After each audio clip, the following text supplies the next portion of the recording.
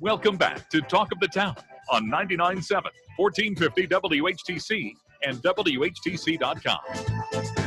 And we welcome you back to Talk of the Town for this Friday, May 22nd. I'm Gary Stevens. We'll have open line following the 11 o'clock news. But we are having this gentleman join us via Zoom connection. A couple of times that we weren't able to connect because of circumstances beyond our control. And I mean our, not only us, but also his control as well. He is Allegan County Sheriff Frank Baker on the other end of our Zoom connection. Frank, good morning and welcome back to Talk of the Town. Good morning, Gary.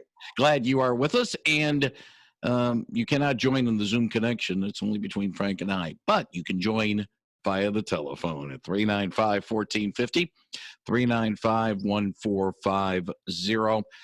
I'm going to start with one of the reasons why we couldn't chat with you earlier this month. And I don't want to say it's a byproduct of what we're in the situation right now, but it's certainly a concern for all involved in law enforcement, and that is cases of domestic abuse, family abuse, the situation in Wayland. I'm not certain if that's in this particular category. The investigation will bear that out one way or the other. But as people are being compelled to stay home, stay safe, or stay safer at home, we're getting more of these calls, more of these concerns, and that has to concern all in law enforcement, including the Allegan County Sheriff's Department. Yeah, Gary. One of the things that we anticipated was that we would have a reduction in call volume because we know our deputies aren't out there actively stopping cars and investigating things that we normally come across. We know that with the stay-at-home order, there's not going to be as many people out, obviously, at the bars drinking and driving, and the byproduct that involves law enforcement as a result of that. But we knew and anticipated that we would see a reduction in call volume. What was another byproduct of what's happened here, of course, is the fact that we did see an increase in our domestic violence calls. And at one point during this, the pandemic, kind of about the midway point from what we've been experiencing, I ran the numbers, and at that point we were up just over 30% on the number of domestic violence calls our deputies have been responding to. Another thing that was a concern was child abuse and how are the things that are happening in the home impacting these children. And we know that normally when children are in school, they're having contact with what we call a mandated reporter. People like teachers, or if they're at their doctor, they're having opportunities where they talk to someone, and if that person suspects that that child is the victim of some type of abuse, they're mandated to report that to law enforcement and Child Protective Services. So one of the things that we've found out is that we're probably not going to get those kind of reports because teachers have not been interacting with children like they normally do. And obviously the case you're speaking of, I know when I was scheduled to appear last time, I apologize for not being able to make it, but I got caught up in being briefed on some developments in that case that occurred that morning.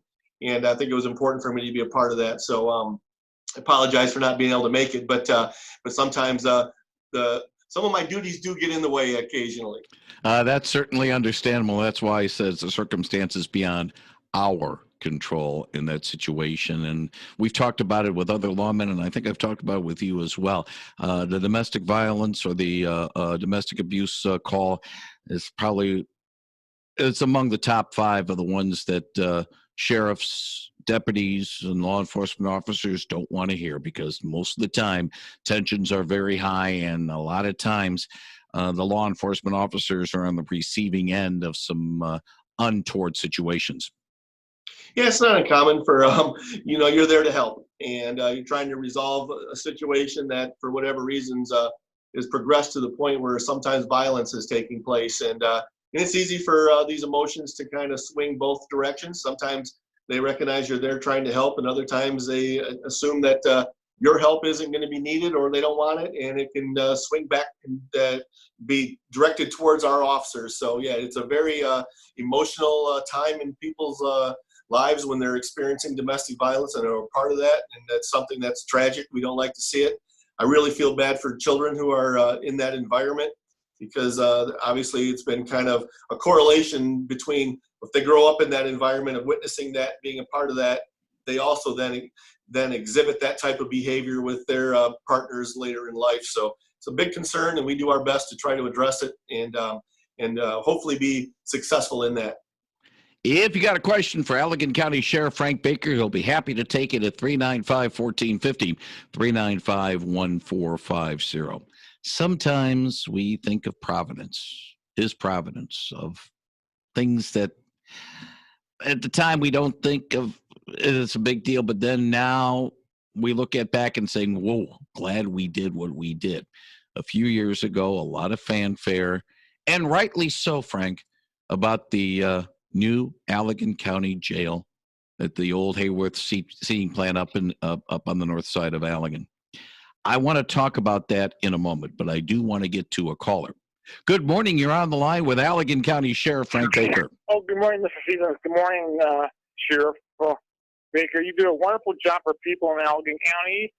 We're trying to get the DNR to build some more additional space for people in the Saugatuck Dune State Park, and they've been working on it for about a year. The House State Park is overcrowded and so forth, but I just think you should talk to our State Senator Eric Nesbitt in Lawton, see what he says about providing money and more space for people that like to enjoy Lake Michigan. It's a good way to relax the family, and it's healthy entertainment.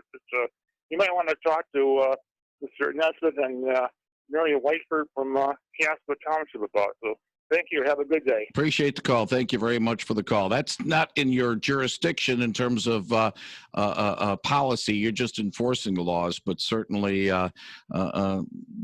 areas along the lakeshore are going to be very busy, not only this weekend, but also the summer. Yeah, and appreciate the compliment to the caller. And yeah, we work very closely with our representatives. And one of the things that, for us, Allegan County being the place that you want to live and work and raise a family is important, and whatever we can do to be a part of making that successful.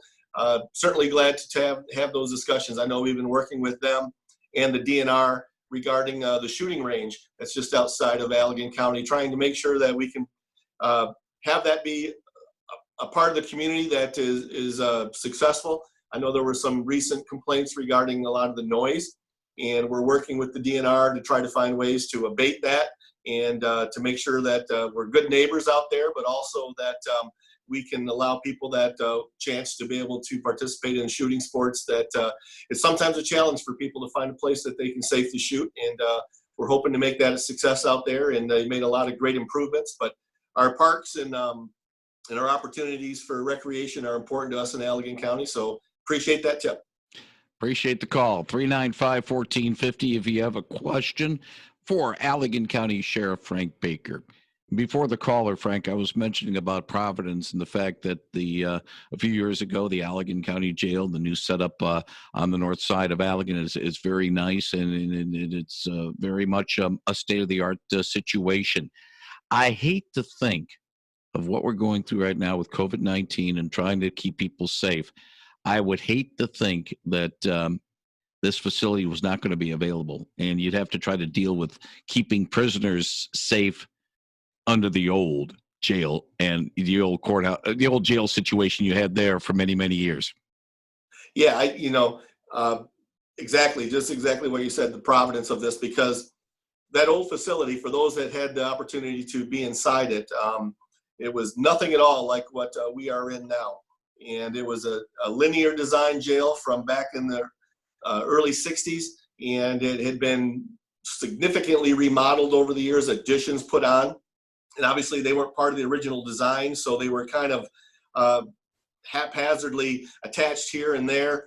And there would be so many tremendous challenges to trying to do what we are doing now, and we feel successfully during this pandemic in that old facility. Early on, before we were really under the orders that we are currently seeing, we took steps to try to mitigate the spread of it in the facility. We have a modular design facility now, so we can separate people to a greater extent. We can now transition people from one area of the facility to another as we feel that they've been quarantined and that they are not exposing the other inmates to any potential viruses. So Now we have a process where they come in, they're in a receiving cell for a period of time, and then they go into a pre-classification holding area where they're at, where we can kind of quarantine them, make sure that they're non-symptomatic or free of symptoms. And then we can then keep monitoring them, and we can move them into other areas of the facility to try to make sure that our inmate population is safe, but also importantly that our staff is safe. We know that there's a chance that this could be brought in. In fact, recently we did have one individual that was brought into the facility who was arrested on a domestic violence case. And that person we suspected would be COVID positive, and they were tested by the jail medical staff, and as a result, they were determined to be positive. So we were able to make arrangements to get them housed in an appropriate area outside of our facility so that it would not be spread further. So yeah, we've been, I feel, successful. And the key to that success, and the only way I think that success would have been even possible, is the fact that we're in this facility we have now. We've only had one corrections officer test positive. That was early on, and that deputy is back to work. And like I say, I feel blessed that we have this building, because without it, I can't imagine the stresses and the challenges that we'd be going under as a sheriff's office. 395-1450, 395-1450. Frank, I thought about that as we were discussing about some of the ways that sheriffs in other counties in Michigan, the other 82 sheriffs, have to deal with handling prisoners during COVID-19. I'm going to bring up a subject I brought up with your colleague in Ottawa County, Steve Kempker, the last half hour. I'm going to bring it up with you and maybe try to talk about some of the challenges that this weekend, Memorial Day weekend, is going to present in terms of law enforcement on roads, enforcement on the waters. Normally a very hectic time, all hands on deck, both on the water and on land. Maybe not as much in terms of people out, but and I mentioned the weather, 73 on Sunday, 83 on Memorial Day. People are going to be antsy and wanting to get out on the waters, wanting to get out near those nice areas. Allegan County, of course, with an outstanding park system. You guys are going to be pretty busy, I'm afraid. Yeah, and obviously we've anticipated it, and we've got a little bit of a late start this year. We're experiencing some flooding, unfortunately, in Saugatuck, and we are late getting our boat into the water. We actually have volunteers that have come in from our CERT team, and they're working to and have been working rebuilding docks for us, and also with the water levels like they are, our dock was underwater, so we weren't able to get the boat in. And so now we're in a position where we're going to be able to respond, and we'll be able to have the resources in place. But yeah, we do anticipate that there will be a greater number of people on the water than there have been. So far, we haven't had any problems, which we're thankful for. But we do know that there's going to be an increased number of probably challenges in trying to as we are now in a position where people have decent weather, they're going to get out. We anticipate it, and we'll try to have the resources in place to deal with it. Let me ask you a question about something that a listener brought up with Steve an hour ago, and I'm going to bring it up with you. Traveling packs. Maybe more of an Ottawa County problem than Allegan County, but packs of cars, 10, 15, 20, maybe even more. They'll congregate in one area, then be told move along. They move to another area, told move along. They just keep moving along the lake shore. Do you find that a little bit in Allegan County, or because of the fact that there is no central area that they can congregate, not like Holland State Park or Grand Haven State Park or Tunnel Park or whatever?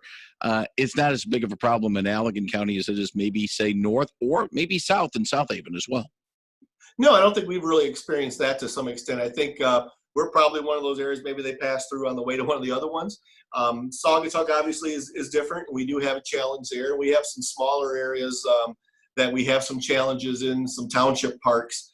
But for the most part, the parking is so limited in those areas that it's a little easier for us to control. And we've actually gone to the extent of even assigning reserve deputies at times to be in those areas to help kind of deal with the parking issues and some of the problems that can typically occur. But for the most part, no, I think we are not experiencing it to the same extent that probably they are in Ottawa. And then the speed situation, a lot of Allegan County roads are winding. It's not a straight shot as you would see, again, maybe north of Ottigan Street or maybe south of Baseline Road. So perhaps you won't have the drag strips. There is one in Martin. I don't think we need any more. No, but our deputies are well aware of those locations that people have a tendency to utilize for their street races, and it's one of the things we do keep an eye on. And hopefully through the high schools and stuff, we work trying to educate students on the fact we are watching those areas, because if they know about it and it's a place that they want to do this at, odds are we've already been there and seen it. So yeah, it's something we're aware of, and we do take our extra precautions and extra patrols to try to deal with that situation. I am not going to cast any aspersions about maybe some of the deputies before they became deputies, maybe participating in them themselves. So they are well aware of the matter as well. Well, I can tell you my son is one of those that I did not appreciate the call I got after he was one of those people many years ago. But yeah, so we're well aware of those. And like you say, there's a good chance some of our guys know them for personal use. Yes, indeed. You've seen it firsthand, the damage along the shoreline. We've talked about it. We talked about it with not only with Scott Corbin, the emergency management director, but also with Allegan County Board Chairman Jim Story and with State Representative Mary Whiteford. And let's just hope. And again, I'm just going to basically say what I've been saying before. Let's just hope that with this COVID-19 situation, not all the resources will be so diverted by that they can't deal with the erosion problem along the Lake Michigan shoreline in Allegan County, Frank. Yeah, it's getting worse. About a week ago now, we experienced another area along Lakeshore Drive that caved in and washed out. So it's getting really concerning. And before, you kind of hope that it wouldn't take much to repair that, but now it's getting worse and worse. And obviously it's an issue that's going to be beyond the sheriff's office's resources, and it's something that's going to be beyond Allegan County's resources to be able to deal with. So we're looking obviously to the state and the federal government probably at some point.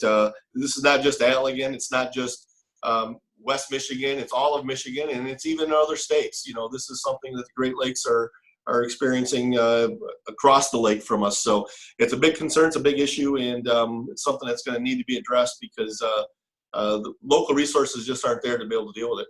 And the other thing too, and I'll say this in passing because we're almost out of time, Frank, is the fact that the dam situation in Midland, reminding everyone about the situation of dams. And of course, Allegan Dam, the most notable in Allegan County. You just hope you don't have to worry about having to deal with that type of situation as your colleagues in Midland County had to do earlier this week. Yeah. And I mean, you kind of take it for granted that those structures and facilities are safe. And a lot of times, I guess, the time and the effort that it takes to inspect and do those is important.